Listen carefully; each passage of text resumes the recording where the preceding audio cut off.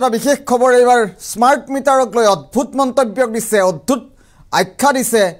দিলীপ শইকীয়া সাংসদ দিলীপ শইকীয়াৰ তৰফৰ পৰা কোৱা হৈছে স্মাৰ্ট মিটাৰত বিদ্যুতৰ বিল বেছি হোৱাৰ কাৰণ হৈছে বেছি সময় কাৰেণ্ট থাকে কেৱল ইমানেই নহয় স্মাৰ্ট মিটাৰ সন্দৰ্ভত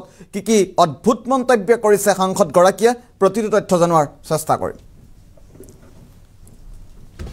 স্মাৰ্ট মিটাৰক লৈ এইবাৰ অদ্ভুত মন্তব্য আগবঢ়াইছে অদ্ভুত যুক্তি আগবঢ়াইছে সাংসদ দিলীপ শইকীয়াই আগতে 24 ঘণ্টাৰ 6 ঘণ্টাহে বিদ্যুৎ আছিল সাংসদগৰাকীয়ে মন্তব্য কৰিছে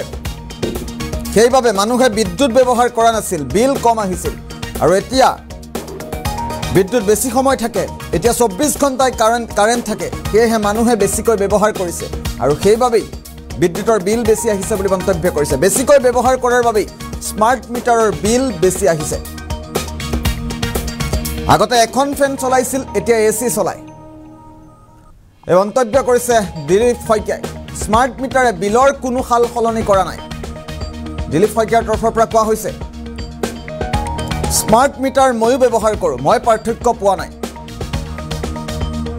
আৰু দিলীপ শইকীয়াৰ এই মন্তব্যৰ পাছতে ৰাজ্যজুৰি ব্যাপক প্ৰতিক্ৰিয়াৰ সৃষ্টি হোৱা পৰিলক্ষিত হৈছে ব্যৱহাৰ বেছি হোৱাৰ বাবেহে বিল বেছি আহিছে স্মাৰ্ট মিটাৰৰ দোষ নাই স্মাৰ্ট মিটাৰৰ ক্ষেত্ৰত সূক্ষ্ম পৰ্যবেক্ষণ কৰি আছে মুখ্যমন্ত্ৰীয়ে স্মাৰ্ট মিটাৰক লৈ অদ্ভুত মন্তব্য কৰিছে সাংসদ দিলীপ শইকীয়াই দৰং উদালগুৰিৰ সাংসদ দিলীপ শইকীয়াৰ তৰফৰ পৰা অদ্ভুত যুক্তি আগবঢ়োৱা পৰিলক্ষিত হৈছে সাংসদগৰাকীয়ে স্মাৰ্ট মিটাৰ সন্দৰ্ভত কি কৈছিল শুনাই ল'ব বিচাৰিছোঁ এতিয়া চাওক আগত আছিলে লাইন 24 ঘণ্টাৰ ভিতৰত 10 ঘণ্টা 8 ঘণ্টা 6 ঘণ্টা এতিয়া 24 ঘণ্টাৰ ভিতৰত 18 ঘণ্টা 20 ঘণ্টা লাইন থাকে মানুহে এটা লাইট দুটা লাইট জ্বলাইছিলে এখন ফেন চলাইছিলে এতিয়া মানুহে দুখন তিনিখন ফেন চলায় আৰু আগত 4 ঘণ্টা লাইট যদি ব্যৱহাৰ কৰিছিল কাৰেণ্ট ইউজ কৰিছিল আজি 10 ঘণ্টা ইউজ কৰে 4 ঘণ্টা আৰু 10 ঘণ্টাৰ মাজত পাৰ্থক্যটো অটোমেটিক মুঠেও স্মাৰ্ট মিটাৰে মই যিখিনি খবৰ পাই আছোঁ কাৰণ মোৰ ঘৰতো স্মাৰ্ট মিটাৰ লগাইছোঁ মোৰ কোনো তেনেধৰণৰ ক্ষতি হোৱা নাই স্মাৰ্ট মিটাৰত মোৰ যিমান বিল আহিব লাগে কাৰণ ময়ো কেতিয়াবা এসি ইউজ কৰোঁ আমাৰ ঘৰত নাই এতিয়া চাওক এতিয়া মুখ্যমন্ত্ৰী ডাঙৰীয়াই গোটেই কথাটো প্ৰত্যক্ষভাৱে চাই আছে এতিয়া আমি আমাৰ IAS অফিচাৰবিলাক আমাৰ বিধায়কসকলৰ লগত আনকি বিৰোধী বিধায়কসকলকো আমি আহ্বান জনাইছোঁ স্মাৰ্ট মিটাৰ লগাই দুইটাই চাওক আৰু মাৰ্চৰ পৰা March April May June July August এতিয়াতো এই মাহ ছেপ্টেম্বৰো পাৰ হ'ব হ'ল অক্টোবৰ পৰিবৰ হ'ল 38-39 ডিগ্ৰী চেলচিয়াছ এতিয়া এই সময়ত মানুহৰ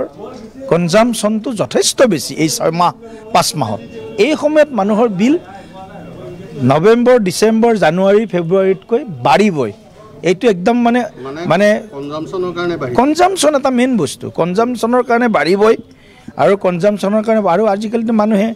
কুলাৰ লগায় ঘৰত এসি লগায় এনেকুৱা ব্যৱস্থা আছে কিন্তু কিছুমান অঞ্চলৰ পৰা কালিও তেজপুৰ নে ক'ত এটা প্ৰতিবাদী মই এটা নিউজ দেখিছোঁ কোনোবা এটা অঞ্চলত ৰাইজে মানে মিটাৰ লৈ পেলাই উভতি ঘৰলৈ আহিছে কিছুমানে আগতে অকণমান গণ্ডগোলো কৰিছিলে মিটাৰ ৰিডাৰ নগৈছিলে এটা আন্দাজত তেওঁলোকক কনজামশ্যন কৰা বুলি এটা তেওঁলোকৰ পৰা এটা এভাৰেজ মান্থলি এটা পইচা লৈ আহিছিলে এতিয়া মিটাৰ ৰিডাৰ যোৱাৰ ব্যৱস্থাই নাই এতিয়া স্মাৰ্ট মিটাৰত প্ৰিপেইড মিটাৰত তেওঁলোকে আগতে গম পায় আগতে পইচা জমা কৰিব লাগে গতিকে এতিয়া সকলো ব্যৱস্থাগত পৰিৱৰ্তন হোৱাৰ লগে লগে মানুহে হয়তো প্ৰথমতে অকণমান এই কথাটো বাঢ়িব কিন্তু মই ভাবোঁ মুখ্যমন্ত্ৰী ডাঙৰীয়াই ক'ৰবাত যদি কিবা ইয়াত ক'ৰবাত এনামুলিছ খেলিমেলি যদি হোৱা বহুত যদি কিবা অনুভৱ কৰিছে নিশ্চয় তেখেতে এটা সিদ্ধান্ত ল'ব এই ক্ষেত্ৰত এতিয়া চাওক আগত আছিলে লাইন 24 ঘণ্টাৰ ভিতৰত 10 ঘণ্টা 8 ঘণ্টা 6 ঘণ্টা এতিয়া 24 ঘণ্টাৰ ভিতৰত 18 ঘণ্টা 20 ঘণ্টা লাইন থাকে মানে